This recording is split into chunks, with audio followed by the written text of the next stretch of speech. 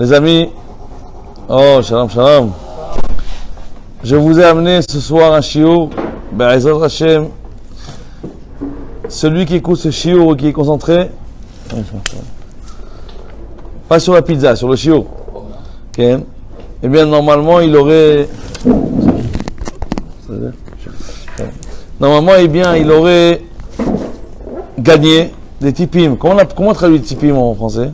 Des astuces. Des conseils incroyables pour arriver au Yom Hadin dans 2 semaines et demie pratiquement, prêt. Et vraiment, celui qui arrive à faire ces choses-là, il sera, à mon avis, très avantagé pour arriver prêt au Yom Hadin. Bezrat Hashem. Alors, vous savez que on commence les slichot depuis Rosh Chodesh, parce que c'est le jour où mon cher Rabbeinu, il est remonté demander pardon après avoir cassé les premières tables. D'accord? C'est-à-dire que nous, les Ashkenazim, ils font les slichot le dimanche d'avant Rosh Hashanah. Nous, les Sfaradim, on fait les slichot Rosh Chodesh Elul jusqu'à Kippour. Très bien. Pourquoi? Parce que c'est marqué Vesalarti Kidvarecha. Le jour de Kippour, c'est un jour où il y a dans le monde entier une puissance surnaturelle de pardon. Hier, je suis monté pour aller au shiur au travail, au bureau. Un taxi, il m'a pris, pas religieux du tout, hein. Pas de kippa, rien, voilà. Il m'a dit, tu sais, comment il fait miyom kippourim? Il dit, tu sais comment j'ai pas Shabbat, il fait rien, hein. Mais il dit, tu sais comment j'ai peur de Kippour? Tout le monde a le même ressenti à Kippour, évidemment. Mais je vous ai ici amené une Gemara extraordinaire. Une Gemara dans ma Sechet Brachot, à la page 60 au recto. Voilà une histoire qui s'est passée, je vous la raccourcis, je vous la fais courte. Voilà qu'il y avait un talmid de Rabbi Shmuel ben Rabbi Yossi. Ok? Ve'azil be'shuka de Tzion. Voilà qu'il se baladait dans le chouk de Tzion. C'est quoi Tzion? C'est Jérusalem. Et voilà que dans ce chouk de Tzion, dans ce marché, il faut savoir que, ouais, Machane Yehuda presque, il faut savoir qu'on était dans les villes en ruine de Jérusalem et que les Romains étaient encore dans le royaume de Jérusalem. Les Romains ne sont pas partis après la destruction du temple. Ils sont restés, ils ont régné, ils ont fait installer les chouks, etc., etc. Et voilà que l'élève de Rabbi Shmuel ben Rabbi Yossi, il va dans le chouk. Et la Gemara, elle dit Haz yedeka mafhid. Et soudainement, en voyant les gens romains, les chayalim romains, les militaires romains et les bandits là-bas qui avaient dans le chouk, dans le marché, il a commencé à prendre peur, l'élève. Et le Rav, il lui a dit à son élève, mais pourquoi tu as peur? Qu'est-ce qui te fait peur? Sous-entendu, si tu es à côté de ton Rav, tu n'as pas à avoir peur. Ton Rav, il te protège. Si tu es à côté de ton Rav, spirituellement, tu n'as aucune raison d'avoir peur. Tu es protégé par ton Rav, par la Torah de ton Rav. Tu n'as aucune raison d'avoir peur. Et là, il lui a dit, le Rav, Hata'at. Il dit, si tu es en présence de ton Rav, et que spirituellement tu ne te sens pas protégé, c'est que tu as fait une bêtise, tu as fait des hataïm, tu as des averot. Si ton Rav n'est pas suffisant spirituellement pour être avec lui, et dans ton limoud Torah, et dans ton comportement, tu as peur, c'est que tu as fait une avéra, un haït. De là, la Gemara nous apprend un yesod extraordinaire. Qu'une personne qui a des peurs dans sa tête, ou des pensées qui sont néfastes dans sa tête, eh bien la Gemara te dit, c'est pas parce que la situation fait peur, c'est parce que c'est des hataïm. Pour la possède, le monde on possède. Ken. C'est pour ça que je vais vous donner quelques indices, les amis, pour justement éviter le Rosh Chodesh Elul, le mois de Elul, de se sortir de cette peur-là. Voilà que le livre Shir HaShirim, la Megillah de Shir HaShirim, qui est un texte extraordinaire, on voit le mot de Elul dans beaucoup de passages dans la Torah. Le mot de Elul, par exemple, on le voit dans Shir HaShirim. Ani li, vedodi li. Si vous prenez les premières lettres de Ani, li, vedodi li, ça fait le mois de Elul. Le mois de Elul, on doit penser Ani, Liv et Dodili. Ça veut dire quoi? C'est qui le Dod? Dodi, c'est qui Dodi? En hébreu classique, on traduit le Dod par un tonton. En général, l'enfant, il aime mieux le tonton que son propre père, des fois. En tout cas, en termes de Chavivut. Tonton, il punit pas. Il donne pas de fessées. Il donne toujours des cadeaux. Il donne toujours des bonbons. Le tonton, c'est toujours quelqu'un qui est sympathique. On aime beaucoup le tonton. Et là, il n'y a pas d'eau, non? Il n'y a pas d'eau, non? Il y a Anisma.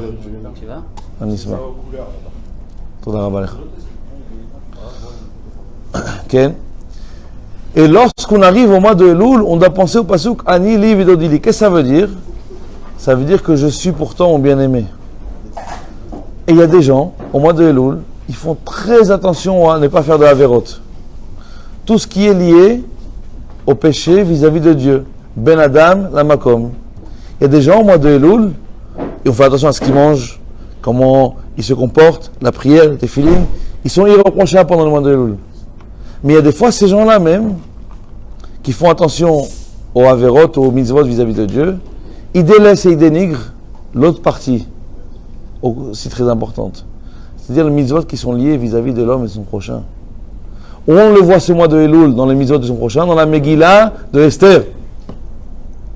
Où c'est marqué Ish le re'eu ou matanot la evionim. Elul. Ish le re'eu ou matanot la evionim. Elul. C'est quoi matanot la evionim? On développe l'amitié entre l'homme, entre son prochain. On voit bien de là que Elul, c'est pas que d'avoir peur de Dieu, d'avoir peur du jugement. Elul, c'est aussi le mois où il faut faire très attention à son prochain. Est-ce que je dénigre mon prochain, ma femme, mes enfants, mon patron, mon salarié, mes associés? Est-ce que je les dénigre? Fais attention à ça. Et enfin, les amis, le troisième indice qu'on voit dans Elul qui est caché dans la Torah, à part dans Shirachirim, Megillah, on le voit dans Vaïkra. Lorsque Dieu dit Umal Hashem et levavecha ve'et levav. On parle d'ici de la orla du cœur. Comme si que Hashem il va faire la brit mila du cœur. Vous savez c'est quoi la orla? Toda rabba. Baruch ata Adonai Eloheinu melech haolam shehakol nihya bidvaro. C'est quoi la orla? En français on traduit comme prépuce. Nous les moalim, on a l'objectif pas de couper que la orla. On coupe la orla plus la peau qui est intérieure. C'est la prière. En tout cas la orla c'est le fameux prépuce, la peau qui ne sert à rien. Mais elle ne sert à rien. En plus de ça, tant qu'elle n'est pas enlevée, l'homme il est incomplet, il est imparfait, il est impur. Vous savez que Adam Arishon, il est né sans orla. Il est né mahoul. Il est né déjà circoncis. Parce qu'à la base, les hommes ne devaient pas naître avec une orla. Et dès qu'il a fauté dans le Eitz Hadaat, dans le fameux arbre du péché, alors il lui est apparu une orla. Il a dû la couper. Et même aujourd'hui, médicalement, c'est pas parce que c'est médical qu'on le fait, nous les juifs. Parce que c'est Dieu qui nous l'a demandé. Mais médicalement, toutes les maladies sont à cause de cette orla-là, ce prépuce-là. Que les goïms, même eux, ils enlèvent. En Amérique, bien sûr, à cause de la orla, bien sûr. Même les goïms, les non-juifs, ont copié ça des juifs, où ils se disent qu'on ne peut pas laisser la orla, c'est dangereux. Si vous voulez, la contamination des maladies, chez une personne, chez un homme qui n'a pas de orla, elle est presque proche du 0%. Presque. Donc c'est pas pour ça qu'on le fait nous. Parce que Hachem il a demandé, on le fait, c'est tout. Mais si vous voulez, la orla, c'est quelque chose qui est apparu après la faute. Et pourquoi Dieu il parle dans ce mois de Elul, qui te coupe le cœur, la orla du cœur? Évidemment, il y a une orla aussi dans le cœur. Le cœur, il est composé quand tu nais d'une façon, il est très pur, etc. Mais quand l'homme il commence à faire des avérotes, à commencer à se disputer, à commencer à faire le karas, eh bien, il se crée en lui un prépuce, entre guillemets, du cœur. Et le mois de Elul, il peut faire couper tout ça. Il peut enlever comme la Brit Mila. Le mois de Elul, il a la possibilité de te couper le cœur, la partie du cœur qui est impure, qui fait de toi un homme qui est impur, incomplet. Comment on fait ça? Parce que, en réalité, si vous faites attention, c'est quoi le signe astrologique du mois de Elul?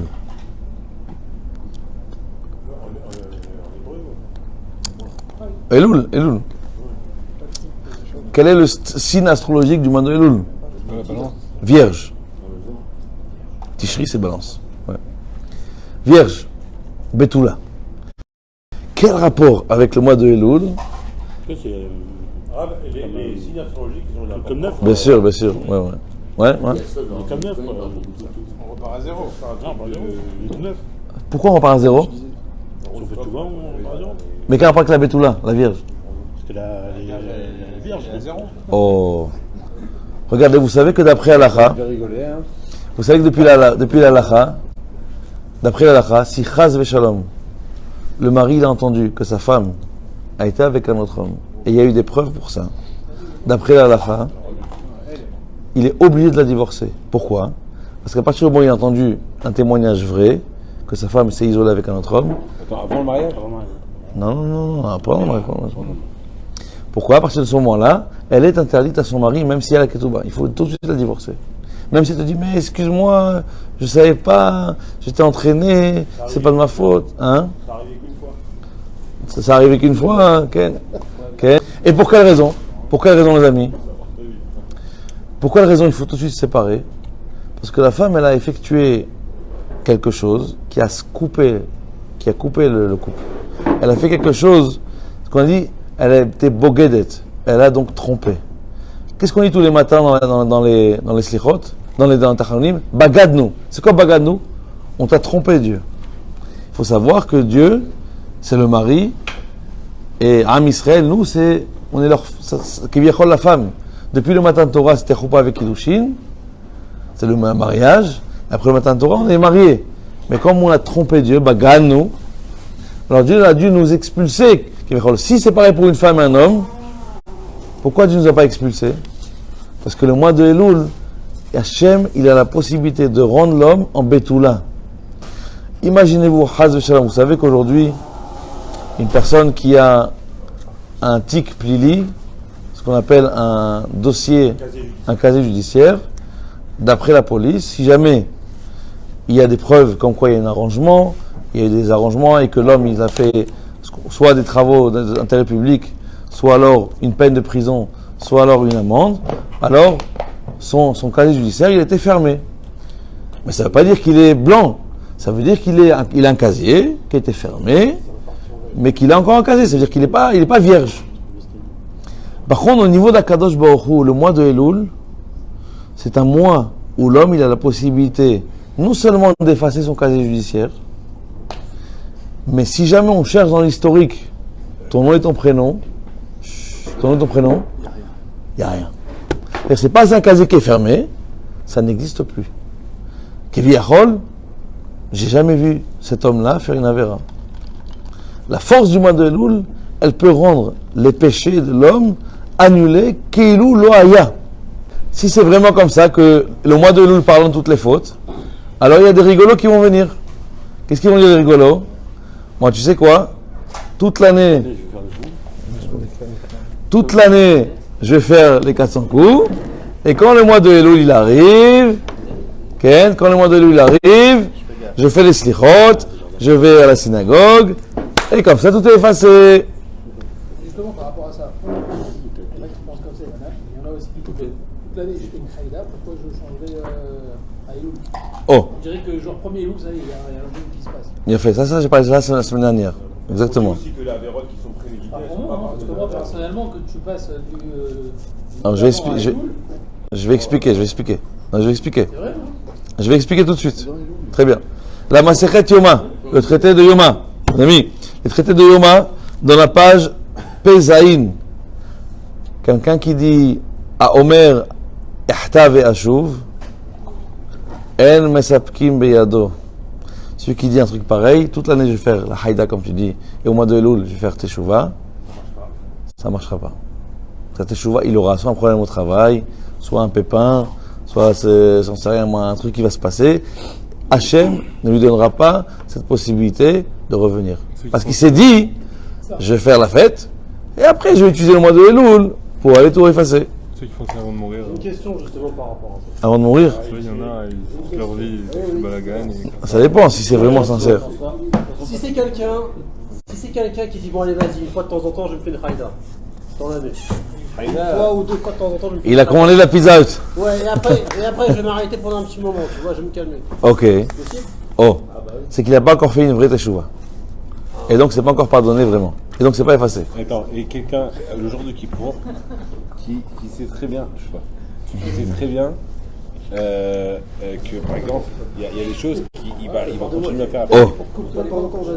Sa vie ne peut pas complètement changer. Oui. Par exemple, la télé. C'est des étapes, ok. Bah, au bout d'un moment, il fera une vraie teshuva. Là, il est en processus. C'est comme si quelqu'un qui télécharge un dossier par Internet.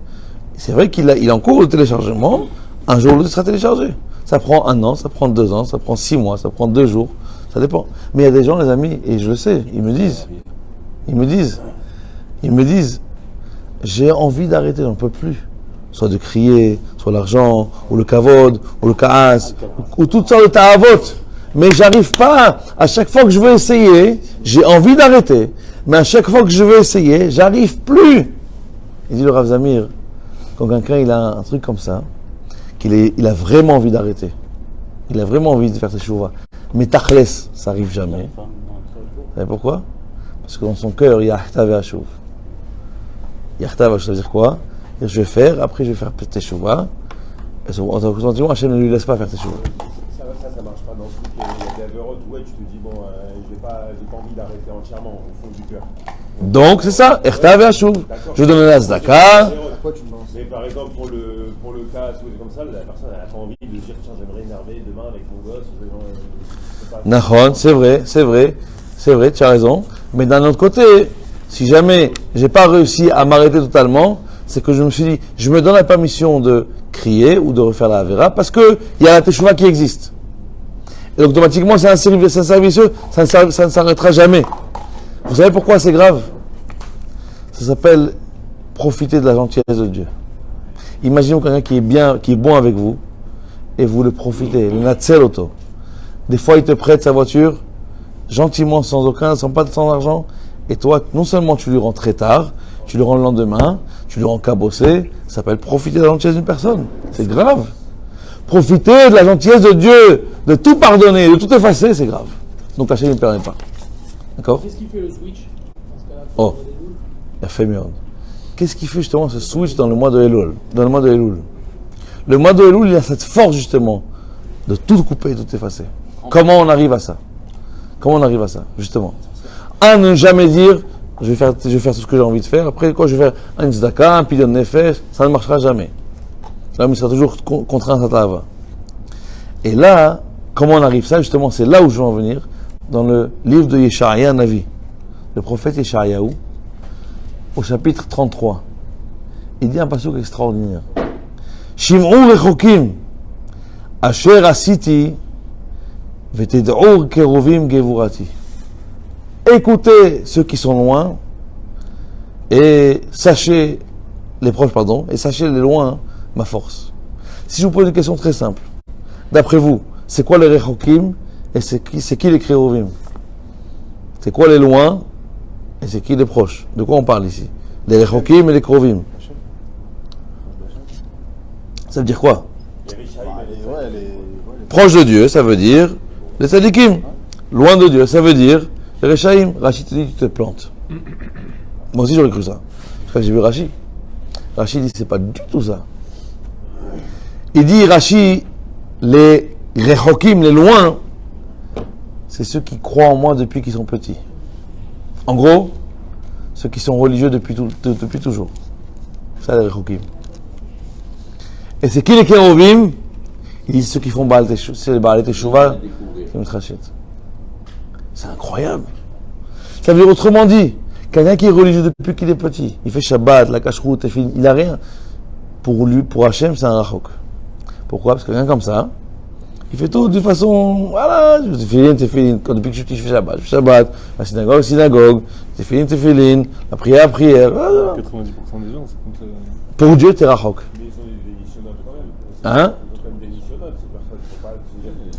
C'est pas parce qu'il a lu. Qui n'a pas nissionnot? C'est pas ça que je dis. Je dis que pour Dieu, il est considéré comme rachok, celui qui est religieux depuis tout petit, et qui se comporte comme ça, c'est le hergel, c'est la shigra, c'est la routine. La religion, c'est devenu une routine pour eux. Regardez bien, ce qu'il dit Hachem ici, c'est que qui c'est qui a appelé Karov? Qui c'est qui a appelé Karov? Qui c'est qui a appelé proche de moi? Celui qui est Baal Teshuvah. Ne croyez pas que quand je dis Baal Teshuvah, hein, ça veut dire celui qui a une queue de cheval et une boucle d'oreille ici et avec ici un gros tatouage. C'est pas ça Baal Teshuvah. Baal Teshuvah, vous savez c'est quoi Baal Teshuvah? Celui qui fait Teshuvah, c'est celui qui s'émerveille tous les jours. C'est celui qui arrive à avoir une force de chidouche, de lit horaire tous les jours. C'est pour ça que les sirotes, comment ils commencent? Ben Adam, Malecha Nirdam. Qu'est-ce que tu dors dans le mois de Elul? Qu'est-ce que tu dors dans le mois de Elul? Lama ta Nirdam. Qu'est-ce que tu dors dans un mois comme ça? Mata aussi. Pourquoi tu dors? Réveille-toi. Et ce réveil-là, hein, il vient que uniquement chez les Baalei Teshuvah. Okay. Celui qui a un réveil comme ça, il est appelé proche de Dieu. Et c'est Béhémet le mois de Elul qui permet. C'est-à-dire que si on fait tout par Ergel, les gens se pourraient répondre à la question de Shmuel. Comment on arrive là? Eh bien, il faut s'émerveiller le mois de Elul de tout. Par exemple, tu vas à la synagogue demain matin, et quand on regarde le Srozer, c'est celui qui est Choser B'Teshuvah, celui qui vient de faire Teshuvah. Comment il rentre dans la synagogue? Comme ça. Il rentre avec son tzitzit, il va jusqu'au parterre, et comme ça, il se prosterne. Il vient d'apprendre la chalak que quand on rentre dans la synagogue, il faut se prosterner. Il est là, il est magnifique, c'est beau à voir.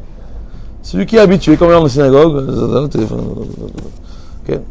Il faut s'émerveiller quand tu rentres demain matin à la synagogue. Ça, c'est la maison de Dieu. On prend un autre exemple.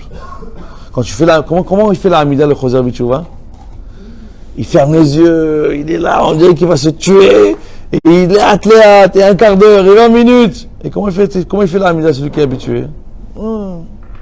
Émerveille-toi dans la Hamida, mot par mot. Comme c'est la première Hamida que tu fais. Okay? Première Hamida que tu fais. Comment quelqu'un aussi peut voir pendant le mois de Elul, le Echal il s'ouvre, tu vois le Sefer Torah, il y en a qui font comme ça, de loin. Il y en a qui bichlal, ils n'en ont rien à faire. Il y en a qui s'approchent, il y en a qui font comme ça, avec les yeux comme ça. Alors, comment ça dépend des cas. Alors, Béhémet, les amis, trouvez-moi dans le monde entier un livre de loi, comme le code pénal, le code civil, le code n'importe lequel, où le type qui voit ça, c'est le gros livre rouge, parce que moi j'ai fait le droit, vous savez ce que c'est gros, c'est insupportable, c'est lourd, chaque code il est différent. Qui au monde, même le plus grand avocat, il va prendre, il va l'embrasser? Qui au monde, quand ce code il va tomber, il va jeûner tous ceux qui sont là, ils jeûnent? Qui au monde, qui dans le monde entier, ils vont se lever lorsque ce livre y rentre? C'est la preuve par excellence que ce texte-là, il est écrit par Dieu. Sinon, ce ne serait pas levé, on n'aurait pas jeûné, on n'aurait pas fait Simchat Torah, on n'aurait pas fait une Achnat Sefer Torah comme un mariage. C'est la preuve que s'il tombe et que tout le monde jeûne, c'est que c'est un livre qui vient de Dieu.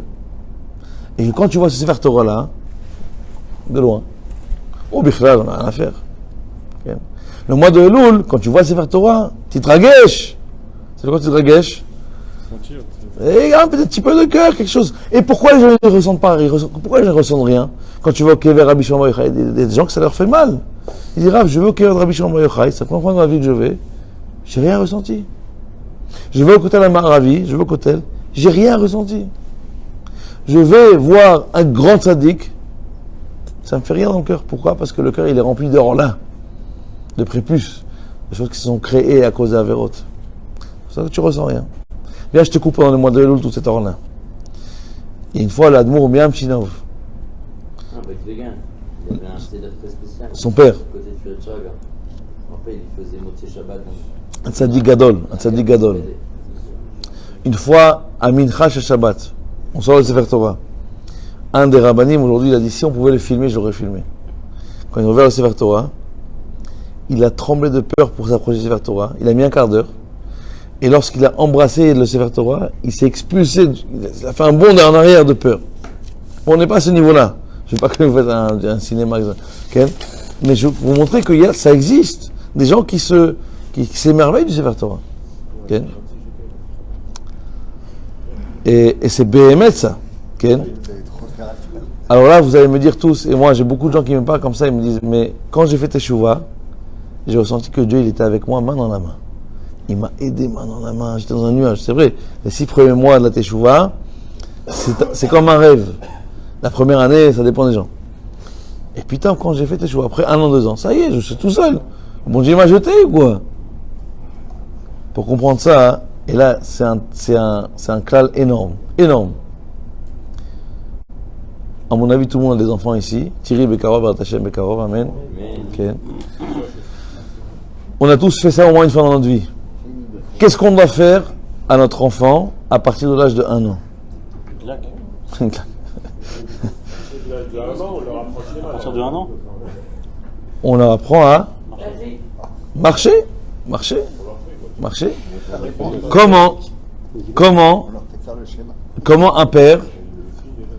Comment un père, il apprend à marcher à son fils? Il le prend par les deux mains, il l'accompagne, il l'entoure. Et les athlètes, une seconde. Les athlètes, au bout de plusieurs jours où il va l'apprendre, il va le lâcher.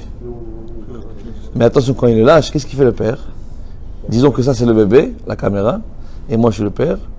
Je me mets très proche, je lui dis viens chez papa maintenant, il faut faire un pas ou deux maximum. Et lorsqu'il a réussi à faire ce pas ou deux, qu'est-ce que je fais moi? Je recule. Eh oui, pour qu'il fasse pas 1, 2 ou pas, je fais 3, 4, 5, 6.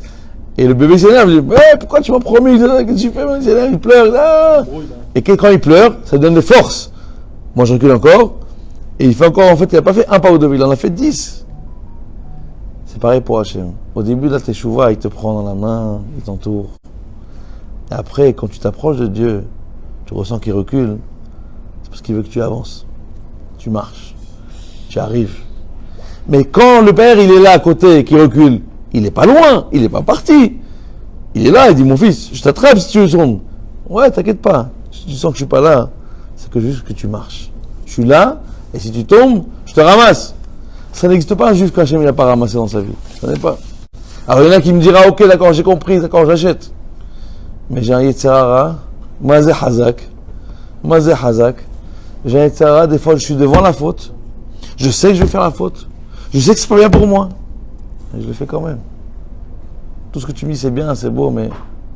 Alors un conseil extraordinaire que nos sages nous donnent. Quand quelqu'un il voit qu'il va faire une faute, et qu'il ne peut pas s'en empêcher, il faut qu'il mette la photo de son père. La photo de son père. Tout on apprend ça. Yosef, il a failli tomber avec cette femme-là. Il a vu son père Yaakov. Okay, mon père, c'est pas Yaakov. Il est en Harley Davidson, avec une Mougdora ici. Ken, je vais mettre la photo de mon père. Je vais m'entraîner à aller vers là. Ken. Il n'y a pas le nom de Dieu en feu aussi?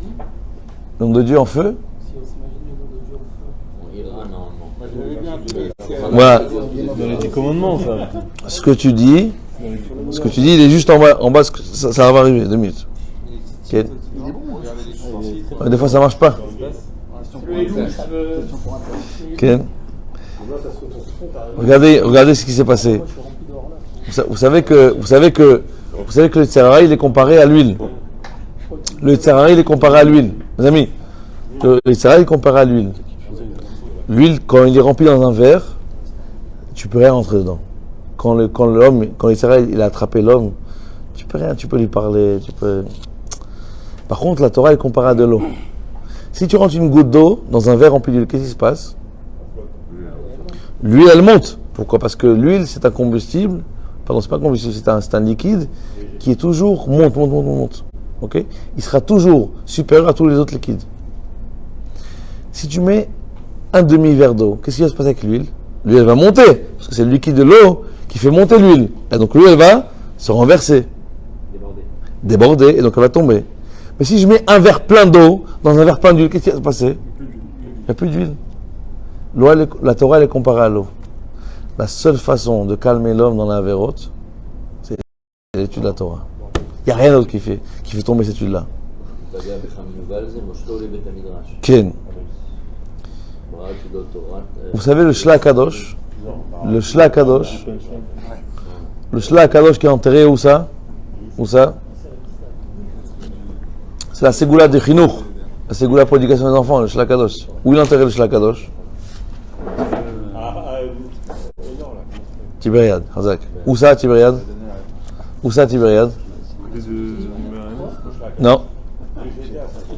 Où ça? Comme flèche, à côté. Il y a le Rambam, en des escaliers, et en bas des escaliers, il y a le Shlach Kadosh. C'est le même endroit. Ok. Et le Shlach Kadosh, il a dit qu'il a retrouvé une lettre, un manuscrit de la propre main du Radak, du Ramak, pardon. Ish Elokim Kadoshu. Rabbi Moshe Cordovero, il y a 500 ans. Un ange, c'est un malach. Il a écrit dans sa lettre personnelle qu'un jour, un vieillard est venu le voir et lui a dit que si jamais quelqu'un est perturbé par des avérotes, par des ta'avot, quelqu'un qui est perturbé, qui doit dire ce pasouk. Esh tamid tukad ala mizbeach lotichbe. C'est parce que tu dis le feu de Dieu qui ne s'éteindra jamais.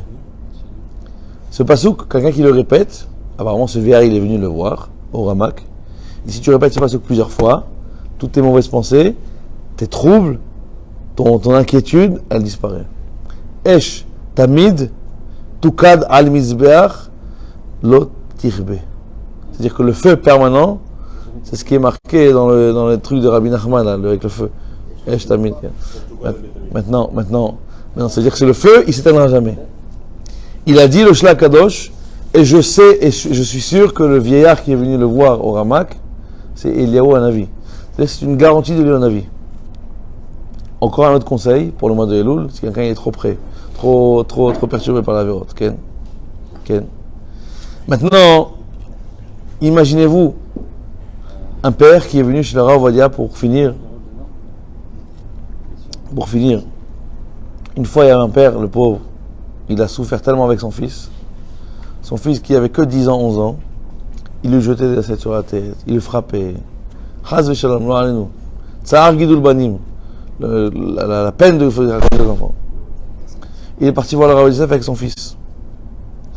Et il lui a dit, Rav, je ne peux plus avec lui, c'est fini, je ne peux plus, c'est insupportable. Le Rav Yosef il a demandé au père de sortir. Il lui a dit au fils, il dit, qu'est-ce qui se passe? Pourquoi je fais ça à ton père? C'est ton père. Il dit, Rav, je ne sais pas ce que j'ai, c'est plus fort que moi. Je le vois, il m'énerve, j'ai envie de le claquer. Un gosse. Il dit, autant il m'énerve trop, je peux pas. J'arrive pas à me contrôler, c'est direct, ça part direct. Le Rav va dire Yosef, imaginez-vous le père comment il va souffrir. Le Rav va dire, il lui dit, bah c'est le cas, malheureusement, qu'est-ce que je te fasse? C'est le cas. Okay. Le Rav va dire, il lui a dit, et dis-moi mon fils, si moi j'étais là à la maison avec toi dans la chambre, tu l'aurais fait? Il me dit non, franchement j'aurais pas osé faire ça devant Maran, Rav Ovadia Yosef, Rishon LeZion, devant Amman Israël, j'aurais jamais fait. Tout de suite le Rav Ovadia Yosef, il appelait le Rav Zvi Hakak, son shamash. Amène-moi l'appareil photo. Vite! Il dit maintenant toi et moi on va prendre une photo ensemble. Il a rangé la glima et tout, il a mis sa glima, sa tunique, dans Rav Ovadia Yosef, avec son tarbouche. Il dit maintenant viens, il s'est rangé, il s'est fait ce truc, il s'est rangé. Il dit viens prendre toi et moi une photo. Comme ça la prochaine fois que tu voudras t'énerver contre ton père, toi et moi on est ensemble. Mon père il a pleuré de joie, de peine, il ne sait pas quoi faire. Il a agrandi la photo en poster, il a collé dans la chambre du gosse. Le père il témoigne que depuis ce jour-là du Rav Ovadia Yosef, il n'a jamais vu un garçon aussi gentil, qui aime la Torah, qui respecte son père, il n'a jamais vu un truc pareil. Ça l'a bouleversé. Cette photo l'a bouleversé. Donc c'est, si vous voulez une technique pour justement arriver. Donc vous avez compris. Pour résumer, tous ces tipim là, tous ces astuces là, pendant le mois de Elul, c'est ça qu'il faut faire. Leit hadesh, leit horer, leit dragesh. C'est-à-dire quoi, je traduis. Parce que il y a des gens qui m'ont appelé de France qui m'ont dit, que j'ai croisé une fois dans un mariage, ils dit on suit vos chiots dans le truc, vous parlez en hébreu, on ne comprend rien. Vous avez un niveau trop haut, on ne comprend rien. Nous, on est des Français, on ne comprend pas. Donc je traduis. Leit hadesh, ça veut dire se renouveler. Les dragesh, d'avoir des émotions supplémentaires, de renouveler quand on fait les mitzvot. De faire attention, ben adam le chavero, vis-à-vis de son prochain, vis-à-vis de Dieu. Si quelqu'un il fait tous ces types là, בעזרת השם יזכה לשנה טובה ומתוקה, זכו שני רבות, נעמול וטובות, ברוך ה' לעולם, אמן ואמן.